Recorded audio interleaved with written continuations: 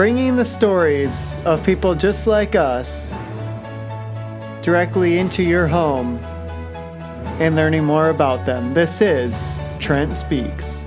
Hello. Welcome back into yet another week on the Trent Speaks podcast. I am Trent, and still I am speaking. It is Thursday, March 29. The end of March already. We are 3 months done, practically, with 2018. 2018 is just flying by. So let's get right into it, because if it's flying by, I'm sure you've got a lot to do.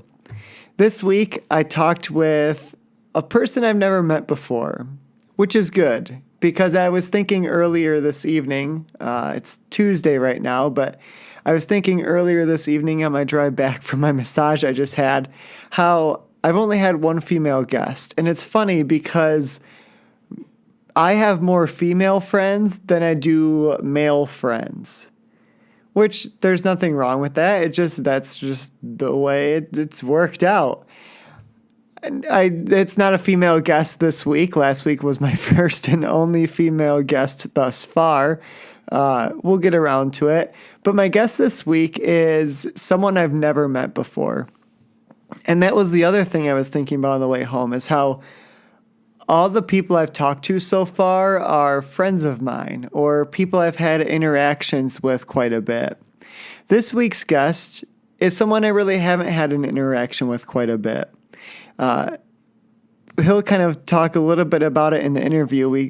We have a mutual liking, a mutual interest in the Eric Zane Show, which you can listen to on 107.3 WBBL on the app or in the Grand Rapids area. So shout out to my buddy Eric Zane. But this week's guest of mine, we kind of met through a Facebook group of listening to the show together. So we've never actually met in person. This was our first ever interaction, was here over the phone. And that's okay, because it shouldn't be about just people I know. For me, one thing I always talk about is expanding your comfort zone. And for me to expand my comfort zone, I need to get more people on here that I don't talk with every day, or that even though I may be Facebook friends with them, I don't want to say I'm not friends with them, but it's just a different type of relationship that I have. All right, enough rambling for now. I'm going to jump right into it. This week's guest is Saul, and what you should know about Saul is that he's blind, and he kind of talks about, I guess, how that all got started. I was born blind. I was born on July 23rd, 1996, with ROP, or retinopathy of prematurity, and I was born 1 pound, 11 ounces, and I was actually born as a triplet, but my sister passed on when she was only a day old, so it's just me and my brother. And my brother actually had ROP too, but his didn't progress as worse as mine, and he is actually sighted. So. Oh wow! Okay, so does he wear glasses or anything because of it, or is it? He does. Okay. So what have been the biggest challenges growing up blind then? Like, I guess one thing I was talking to my wife about yesterday when I was saying how I was going to be talking to you today, I said, well, I don't know how he reads. Do you read Braille, or how does that all work?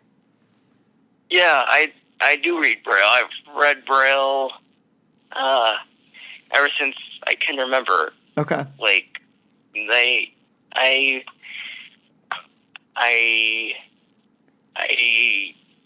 use a cane, even white cane, even though many times I've been asked if I was going to get a guide dog. I do not see myself getting one in the near future, and I do not want to get one. How come? Well,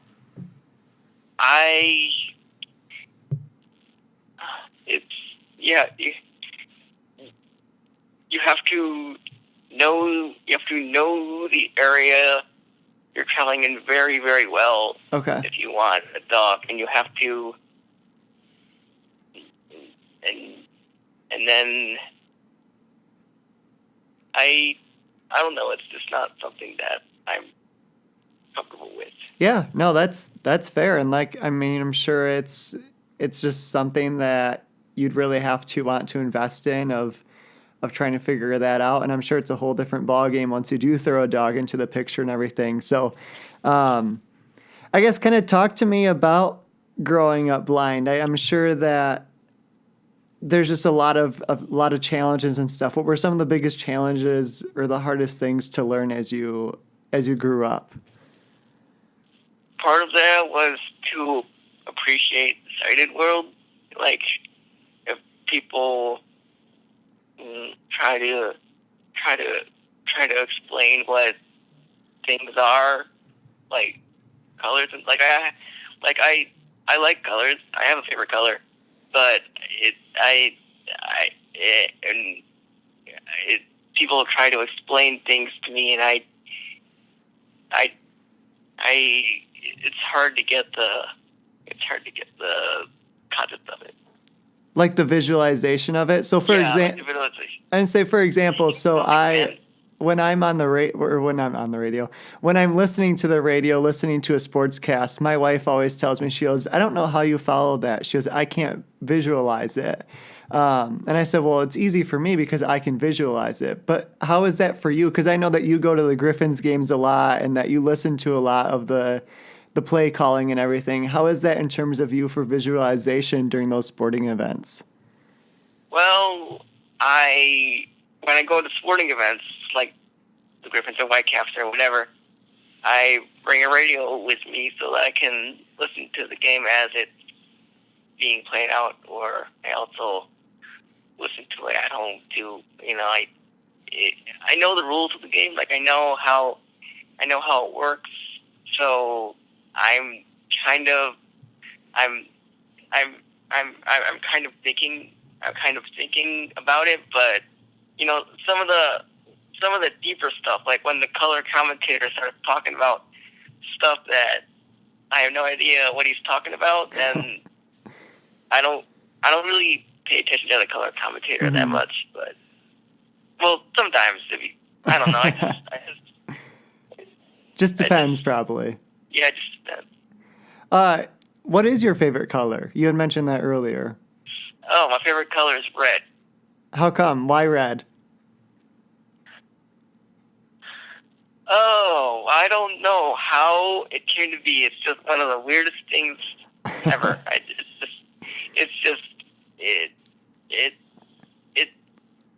don't know. There's really no explanation for why my favorite color is red. It just is.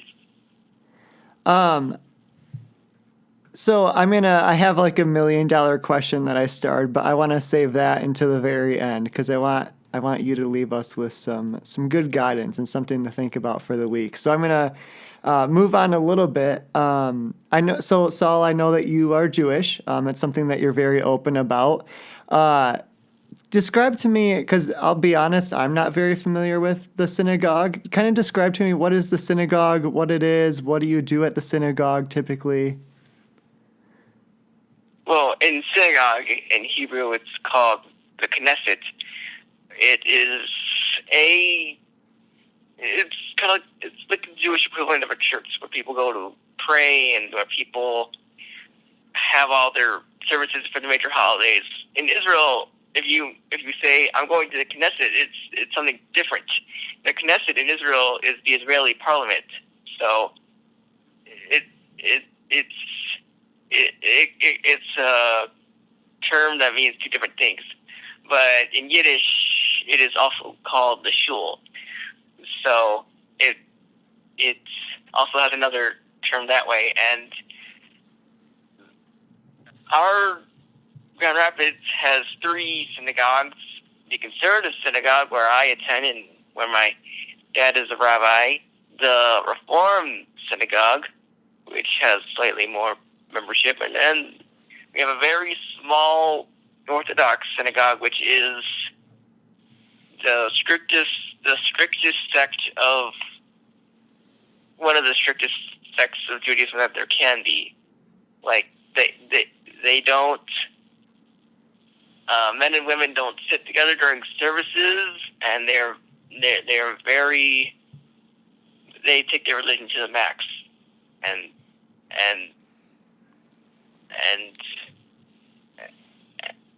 those are the three types of synagogues. And depending on the type of synagogue, services can last from 90 minutes to our service on Saturdays, which lasts from about 2.5 hours or so. Oh, my goodness. But once a month, we have an abridged service. So there's a Torah study. The Torah is the Old Testament. It's the first 5 books of the Bible. It starts an hour prior to the service, and then the service lasts about 90 minutes because we eliminate prayers that are non-essential. And we use prayer books. We use 2 different sets of books. One called the Chumash for the Torah reading, and one for the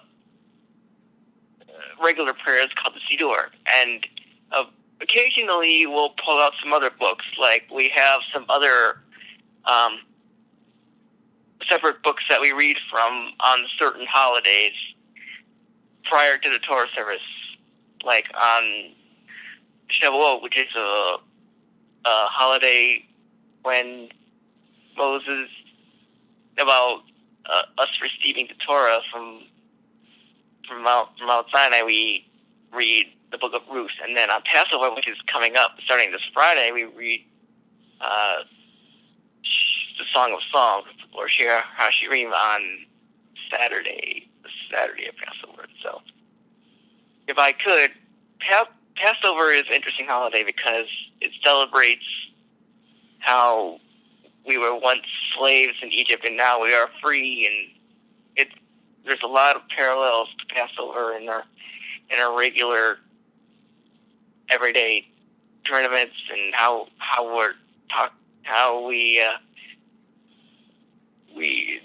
there's so much tradition and order that go into it.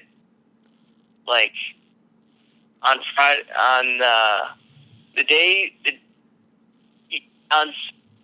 on Passover they have seders, which seder means order. It's like a service, and during the service we foretell the entire story of Passover, and there's all kinds of rituals and all kinds of food. So some of these holidays can be quite intricate, and it's really interesting when you really dig into it. Well, it sounds like it's something you really value. Like, I never knew that there were different terms or different types of synagogues. Is that something that you attend every week? Yeah, I do attend synagogue every week, or most weeks I do. There are some weeks where I don't feel like going, or if I'm sick or something, I don't want to go anyway. So most every week I'm there, and I even leave the service on occasion too, because we have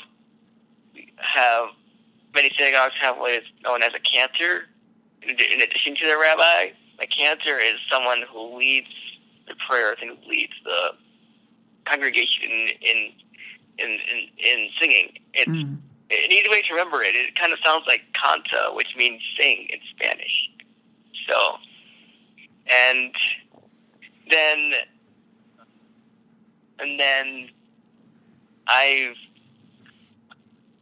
then throughout the year, our synagogue has other events that are not associated. Like any church, they have events that help to bring the community together and get people to know each other. So, and we have our own Jewish federation here, and which rents space from our synagogue, along with a preschool, and a Unitarian church. And so the Jewish Federation plans events, and the other 30 synagogues also plan their own events, which the community is all invited to come. And so it's quite a collaboration. Grand Rapids is not as big of a Jewish community as many other cities like Detroit or Chicago, but it's still a great place to enrich my faith. And many communities have day school, Jewish day school, which is kind of like, runs every day. It's kind of like, it's kind of like Christian day school, but the Jewish version. We only have it on Sundays and Wednesdays, and Wednesdays it only goes up through 7th grade or 6th grade. So it's not, it's not a very, very, very, very big community, but there's still a lot of passion. So how do you know all these language translations? You kind of were talking about the translations of what the synagogue is and everything, and you just mentioned something about Spanish as well. Do you do this in your free time, learn different languages? Well, I'm not fluent in any language. I'm not fluent in Hebrew or Spanish. I only took 1 year of Spanish. I didn't have to take Spanish in high school because there was a foreign language requirement. Not a foreign. There was something that had to do with something that couldn't be translated and something that couldn't work. I don't remember why I couldn't. I didn't take Spanish, but I learned a little Spanish. I used to watch Dora when I was little, and I did take 1 year Spanish in 5th grade, so I do know a little Spanish, and I do know a little Hebrew from the service, and my dad did teach a little conversational Hebrew class, and then I also went to Israel, and I also learned a little Hebrew too. So, sorry about that. My bad. That's all right. You didn't hear that. So I did hear a little bit of. I did learn a little bit of Hebrew from different places, and I do not like learning about different. I like learning about the different languages, but that's not something that I would normally do in my free time. So. You've been to Israel? What was that trip like, and what were you there for? Well, I was in Israel. I happened to be scrolling through my email. I use a computer with a voice on it that speaks what is said on the screen. What you see on the screen is said by the voice. It's called job access with speech. So I was scrolling through my email, and I've attended this camp called Camp Ramah, which there are many, many camps all over America. And I went to the one in Canada, and every year they host a trip to Israel, and everybody from all their camps gets together, and they do this one trip. And I was already on the list, an email list, because I was a former camper. So I got an email, hey, want to go to Israel? Rabbi so-and-so is doing a promotional tour, and he'll be in these cities and this cities. And originally it said, contact this person if you're interested in attending. So originally I dismissed the email as, okay, I'm not never I'm never gonna get to go to Israel. I'm only, I'm too young. I'll have to wait when I'm older. But I considered it. I put a second thought into it. I'm like, you know what? I might as well respond and see what happens. So I got connected with the rabbi there who travels between New York and Israel because he's one of the higher ups at what they call seminar. And I got connected with someone named Elizabeth who lives in New England, or not New England, not Maryland, but she was the chaperone for another person with disabilities who also went to Israel a few years back. So she came to GR in January, February of that year that I was going to introduce herself to me, and I got to meet her, and I know it was one of those months because there was still snow on the ground, and so we got to know each other, and then I went to Israel, and it was really challenging. I mean, some of the hikes I did not enjoy the hiking part because the terrain is incredibly difficult. I mean, I think there's a picture of me of one picture of me standing on like a cliff or something, and my knees and feet are shaking because I don't want to fall, and I didn't. And then the tour guide would start talking, and like I could hear what she was saying because she was using a megaphone, but I wasn't. The terrain was so difficult, I couldn't really. It was hard. By the time we would catch up, she was already like halfway through her spiel about this place. So so that was one of the things that sort of annoyed me. But I hate to digress. But it was really a magical experience. I really got to connect with my faith more and see see where the religious aspect came in. Like I climbed Mount Masada. I went in the Dead Sea, which I have learned that it's rapidly shrinking because of climate change. So it's interesting to see what it is before it all dries up.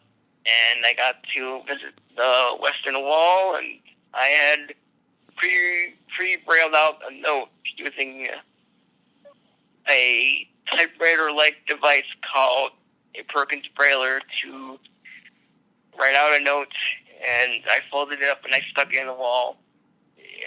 If you stick a note in the wall, it is believed that your prayers will go up to God. So it was quite a moving experience. So I know that there are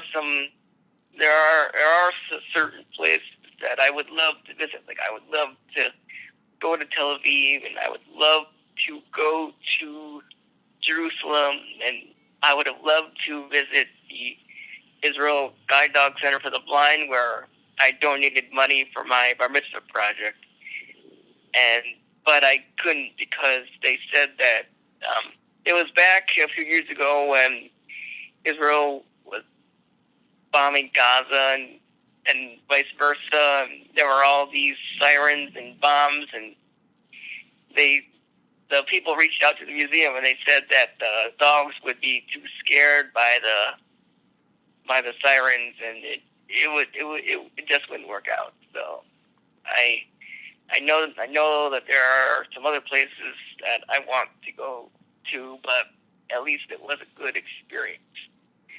The whole program was 6 weeks, but because of the other circumstances, I could only attend 3 weeks. But the whole group was doing something different, and they knew that I had never been to Israel, and the seminar people, and they knew that I wanted to they knew that there were some things on my bucket list.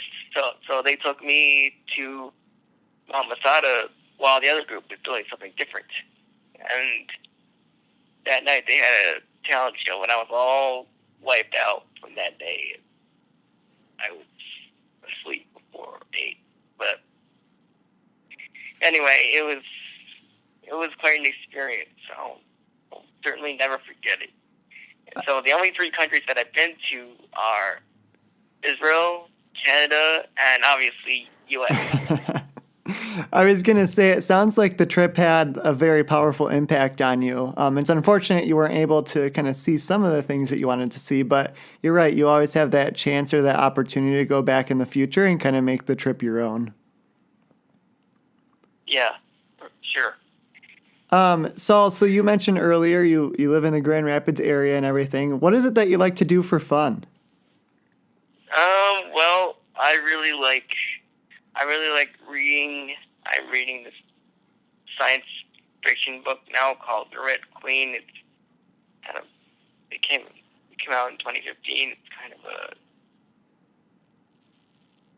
fantasy book. It's quite interesting. I don't want to spoil it, but and then I love music. I love everything. I love the radio, obviously, because that's, those of you who don't know, me and Trent met because we both listened to the radio, and he has called in to a gentleman by the name of Eric Zane. Maybe if you know Trent, even if you don't listen to him, maybe you've heard about him because maybe he's talked about it to you. But he is syndicated out of, he was formerly syndicated out of GR. But this show that he was on is still syndicated out of GR. And he was let go from that position, but he has started afresh, and his show has really taken off. No, it hasn't. But there are listeners from all over the country, Pennsylvania, New York, Illinois, Indiana, and so on and so forth. So it's great that I've met so many listeners, either face to face or via Facebook. So it's been quite an experience, and I like going back to music. I like all kinds of music. I like jazz. I like blues. I like classic rock and all sorts of things. And people ask me what my favorite song is. I don't really have a favorite song. It just whatever song I like. But I like music from all over the decades, except maybe pop and except maybe new country. Do you like old country at least? What was that? Do you like old country at least? Oh yeah. Okay, all right. Yeah. But outside of new country and pop, then I don't know if you got a chance to listen to today's show, but Eric was reviewing the Wendy's mixtape. That's garbage, but I digress. So I have 2 more questions for you. The last one is going to be what I think is my $1 million question for you. But is there anything that I didn't ask you today or that you kind of want to share? Well, actually, I was born with slight cerebral palsy. I have one leg that's shorter than the other, and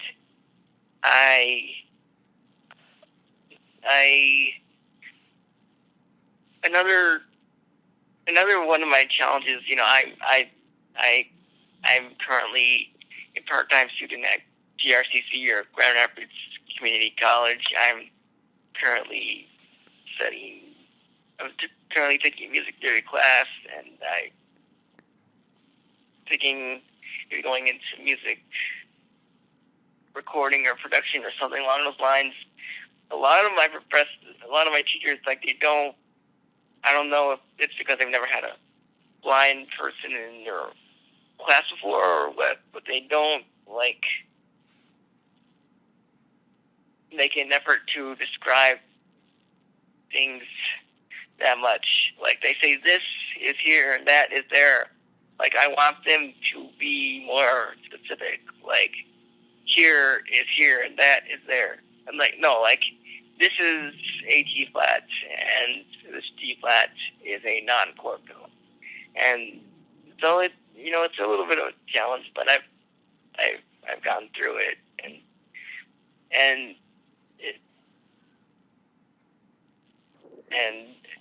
as far as pictures are concerned, there are things called tactile graphics that what I used to. There's this board, and I think I used this mostly in math and science classes in grade school. There's this board, it's called a draftsman, and you have your own little stylus, and you can draw pictures of it, like in geometry when I had to learn about shapes. Like my Parapro would draw like a rhombus or a trapezoid or whatever, and then I could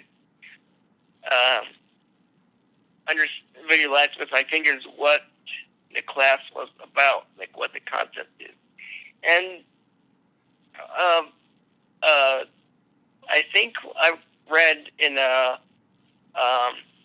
magazine for a organization advocating on behalf of the blind that they're going to make a 3D graphic printer so that tactile graphics can be printed almost instantaneously. So that'll be a really cool.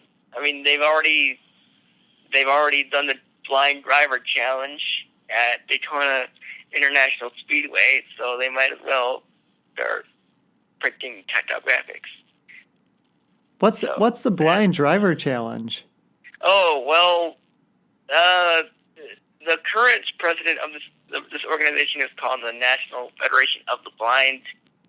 It's made up almost entirely of blind individuals. The current president, Mark Riccobono, who was not the president at the time, I think it was back in 2011, before the Daytona 500, they outfitted Ford Escape with technology that would allow blind people to drive, and it was a test. And so he got in the car, and so they set up an obstacle course with cones, and he navigated around the course successfully, all by himself. I think they made special gloves. I did not. I only read about it. I didn't see any videos about it, but it's quite a challenge. Now, some of you may be wondering, how do I watch videos? When it comes to movies, our local theater here does have all of its movies on descriptive audio. So what you do is you go to the concierge desk and you arrange for headphones, and those headphones cost nothing, and you get to sit in the theater and you get to enjoy the movie like everybody else. As far as YouTube videos go, I just watch them by myself. But this might be a silly question, but do you drive? No, I don't drive at all. That was just a test. That was just a test to see if that technology could work. What is your thought? What is your thought on these driverless? Well, not driverless because you're still sitting in the driver's seat, but these self-driving cars. Well, first, I'll tell you how I get around. I get around because I take a paratransit service, which gets people from where they get dropped off to where they get picked up, door-to-door service, and it's a great service, and I rely on it constantly. So that's how I mainly get around, with some supplemented with my parents driving me, places that are close by. But anyway, that about the driverless cars, that was my very first call to Eric Zane was about driverless cars. That was my very first call into the show. And now they've recently suspended testing because that poor lady was fatally injured in the Uber crash. I mean, but I don't think it'll be suspended for much longer. I think there's definitely some potential. I mean, I don't mind relying on people to drive me, but if it comes down, if in the next 5 or 10 years there is a car that I can get into and go somewhere, it would definitely be music to my ears. It would definitely give me more freedom to go anywhere, to do things that I want to do. Like, for example, the Pure Transit has restrictions, like you can only go to places within the county that you live. Like, if I wanted to go somewhere outside of the county, I'd have to get someone to take me. So I think a self-driving car would definitely help me in that endeavor. Yeah, that's great. I know it is tragic that young lady died. I did see that the other day. So hopefully they get the kinks worked out of those cars and they'll be on the roads before we know it. So my last question for you today. We've talked a lot about the challenges that you've kind of seen not being able to see. What do you feel it is, in your opinion, that those of us that can see, what do you think that we take for granted? Well, well, you know the beauty of nature, sunrises, sunsets, rainbows, all double rainbows, all sorts of things, like gifs and memes and pictures and all sorts of things, and all kinds of things, like optical illusions or something like that, or like, you realize I judge people from within. If somebody tells me, hey, that person looks ugly, or that person's really ugly, I don't really care about that. I'm not going to ask them about it. I don't care if they have 2 nose rings or whatever.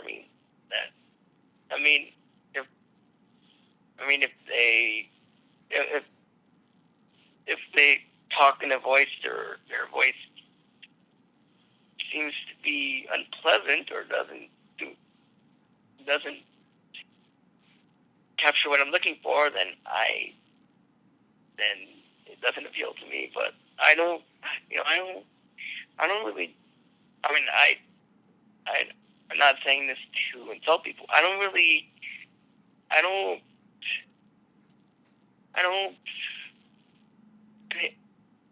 To me, beauty comes from within. What you look on the outside is foreign to me. How you present yourself on the inside matters to me. So there's a lot of body shaming in our culture and stuff. I don't want to be a part of that, and I have no desire to be a part of that. And this is another thing that a lot of people are scared of is needle. Like, I'm not scared of needles. Somehow they don't scare me one bit, but a lot of people I know are scared of needles. I don't know if it's because they can see them, like how teeny they are. Well, they hurt. But, I hate needles. They hurt. yeah, I know they hurt, but I mean, it doesn't hurt as bad as I thought it would be. So it's I don't know. I'm trying to think. Those are the things that come to mind right now. I know I probably caught you off guard with that one. Like I said, it was my $1 million question that I had. Yeah. But yeah, no, I appreciate that. Like you were saying, like we probably take, like you said, nature for granted a lot, the things that we can see out there and everything. And then on the other side, I guess, like you said, the advantage for you would be that you truly do judge within. A lot of people say don't judge a book by its cover, and honestly, that's what a lot of people do. They judge a book by its cover.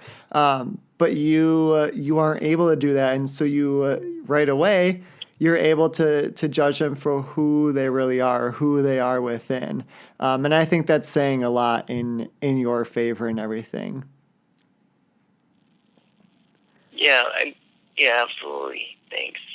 So, I really try to go beyond what people can see. I really try to experience the world through my other four senses and really try to find out what the world means to me. You know, I still live at home with my parents. I'm 21. And I eventually want to move out one day and experience what the world has to offer. So I'm pretty excited about that. cool. Well, thanks for taking the time today, Saul, to talk to me. I really appreciate it, and I'm sure that people are gonna love your story, and they definitely can take something away from it. Yeah, you're welcome, Trent. I'm sorry that I sounded like Ben throughout the whole interview. You're fine. I'm trying. For those of you who don't know, there's the co-host on the show stutters a lot, and he has trouble thinking. He either butchers words or he has trouble thinking of the right words to say. So I'm trying to think of the right words, the right phrasing to describe everything. I'm trying to think of how I want to phrase my answer to the question, and I'm sorry if I went on diatribes or whatever. It just things came to mind, and I wanted to share them. So. And that's what this platform is for. Just share whatever you want to share, and it doesn't matter if you stutter through it or what it is. I'll tell you, when I've done my podcast the last couple of weeks without guests, I kind of do the same thing. I just make it up as I go, and that's really all you can ever do is just make it up as you go. So I have a question for you. Usually, and I've heard motivational speakers, they talk about how this circumstance or this situation influenced them to become a motivational speaker. Was there something in your life that influenced you to be a motivational speaker? Yeah, so for me, I saw a speaker. I was in a group called PALS. It was Peer Assisted Listeners in high school, my junior and senior year. And I don't remember whether it was junior or senior year, but we went to this conference, and Sean Derrick was the keynote speaker, and he just had such energy and passion. Funny enough, I can't tell you what his message was at the time, but it had an impact on me at the time. I remember that because he was the first person that I ever said to myself, like, I know I want to be a motivational speaker because of him. And then it's kind of gone in waves over the past couple of years, and I'll get these short bursts of energy to focus on it, and then I'll kind of back off and get busy with life. But I think trying to incorporate this into my life a lot more, and now that I have a speech or a talk written, that's been huge for me. And I saw a motivational speaker a couple months ago, Blake Fly, and he's just been an inspiration to me. He's been a good mentor so far. And so, yeah, I'm excited for it. I'm excited to see where it goes. I just have a huge passion for talking to people and being center of attention, which is something Leanne and I compete for. And so if I can win the ultimate center of attention battle between me and her, that would mean the world to me. Wow, that's amazing. Yeah, it's just that passion. Yeah, absolutely. Well, I wish you luck in your endeavors, and my mom was born in Wisconsin. She was born in Superior, Wisconsin. Okay. And my dad was born in St. Louis Park, which is a suburb of Minneapolis. So we often go to those places to see our relatives. So Yeah, you were just in Minnesota over winter break, right? Yeah, I was. Yeah. I couldn't. That's why I couldn't come and meet you in person, unfortunately. Well, soon. Yeah. All right. Well, thank you for giving me this opportunity. I really appreciate it, and I hope that someone will be inspired by this. I grew up blind, but that hasn't stopped me from attaining my vision. Get it? Yeah. No pun intended. But my vision is to be a successful adult. Living the life I choose. And hey, if people ask me questions, a lot of times people will ask, "That's so amazing! You can do this, you can do that." It's just what I do. I don't consider it like an extraordinary feat of strength that I can dress myself or that I can, use a microwave or do anything like that. I just consider it life. Like everybody can do that. Everybody can do something, So I just consider that. I just want people to know that, just take life by the reins and see what happens and see how life wants to do with you. So. Awesome. Have a great afternoon, Saul. All right. Thank you, Trent. We'll be talking. All right. Bye-bye. Peace. A couple hours after our interview, Saul and I were messaging back and forth on Facebook for a little bit.